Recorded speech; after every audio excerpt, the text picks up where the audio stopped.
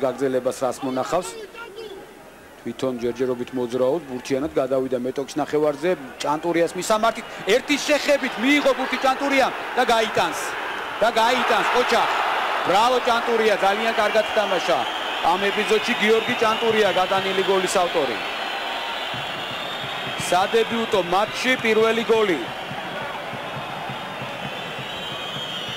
ჯანოს პასიც აღსანიშნავია ძალიან კარგად დაინახა ჭანტურიას მოძრაობა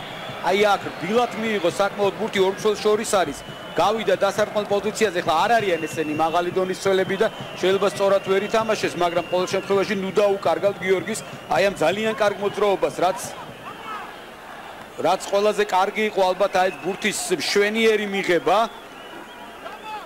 და შემდეგ დასარტყმელ პოზიციაზე მარტივად მაგრამ ძალიან სწორად გასვლა და გატანა 1-0 კარგად აუტი ჩვენია კი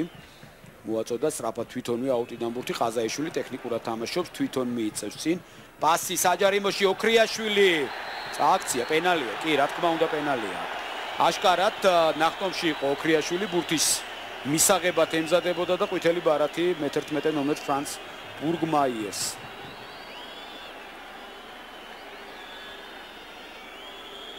აი განმეორებით გამოჩნდება მე მგონი სავსებით სწორი იყო მსაჯის გადაწყვეტილება ახტა ამ მომენტში და მაშინ უბიძგა ზუსტად ხელი მე-11 ნომერმა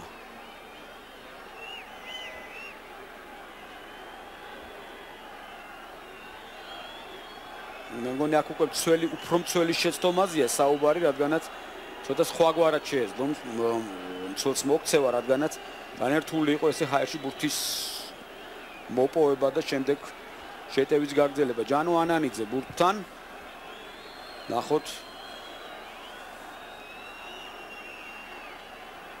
როგორ შეასრულებს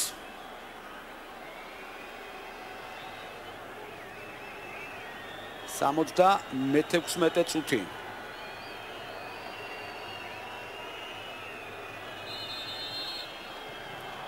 გამორბენი დარტყმა და 2-0 ჯანო ანანიძე გატანილი გოლის ავტორი 76 წუთზე